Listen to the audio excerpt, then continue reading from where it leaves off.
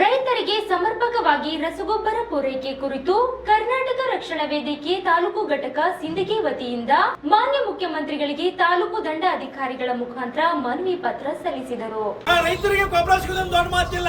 ಅದಕ್ಕೆ ನೀವು ಮನಸ್ಸು ಮಾಡಿ ಆ ಇಲಾಖೆ ಇವತ್ತು ಎಲ್ಲ ಅಂಗಡಿ ವರ್ತಕ ಮೀಟಿಂಗ್ ಮಾಡಿ ಆ ಇರ್ತಕ್ಕಂಥ ರೇಟಿಗೆ ನೀವು ಗೊಬ್ಬರ ಕೊಡಿಸುವಂತ ವ್ಯವಸ್ಥೆಯನ್ನ ರೈತರಿಗೆ ಮಾಡಬೇಕು. ಒಂದು ವೇಳೆ ಮಾಡದೆ ಹೋದ್ರೆ ನೀವು ಕುಂಟು ನೆಪ ಹೇಳಿ ಹೋದ್ರೆ ನಾವು ರಕ್ಷಣಾ ವೇದಿಕೆಯಿಂದ ಕೊಡುವುದಿಲ್ಲ.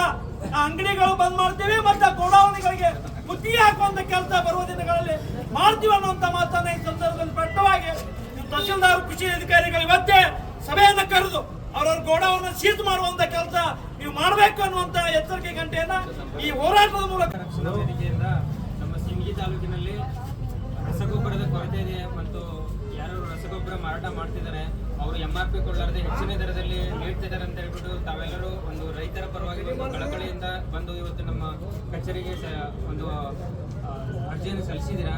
ಸೊ ಆಲ್ರೆಡಿ ನಾನು ನಮ್ಮ ಕೃಷಿ ಇಲಾಖೆದವ್ರ ಜೊತೆ ಮಾತಾಡಿದ್ದೀನಿ. ನಮ್ಮಲ್ಲಿ 417 ಮೆಟ್ರಿಕ್ ಟನ್ ಇದೆ ಅಂತ ಹೇಳಿದ್ದಾರೆ. ಆದರೂ ಕೂಡ ಇನ್ನೊಮ್ಮೆ ನಾನು ಆಮೇಲೆ ನಮ್ಮ ಕೃಷಿ ಇಲಾಖೆ ಹಾಗೂ ಪೊಲೀಸರು ಎಲ್ಲರೂ ಒಂದು ಜಂಟಿ ತಂಡವನ್ನು ಮಾಡಿಕೊಂಡು ಪ್ರತಿಯೊಂದು ನಮ್ಮ ತಾಲೂಕಿನಲ್ಲಿರುವ ಪ್ರತಿಯೊಂದು ರಸಗೊಬ್ಬರ ಅಂಗಡಿಗೆ ವಿಸಿಟ್ ಮಾಡಿಬಿಟ್ಟು ನೀವು ಹೇಳಿದಂಥ ಏನಾದರೂ ಲೋಪದೇಶಗಳು ಕಂಡು ಬಂದಲ್ಲಿ ಅವರ ವಿರುದ್ಧ ಕ್ರಮ ಕೈಗೊಂಡು ರೈತರಿಗೆ ಒಂದು ಸಂಪೂರ್ಣವಾದ ನ್ಯಾಯ ಒದಗಿಸುವಲ್ಲಿ ಒಂದು ಪ್ರಾಮಾಣಿಕ ಪ್ರಯತ್ನ ಮಾಡ್ತೀವಿ ಅಂತ ಹೇಳ್ತಾ ನಮ್ಮ ಕಳಕಳಿಗೆ ಧನ್ಯವಾದಗಳನ್ನು ತಿಳಿಸ್ತೀವಿ.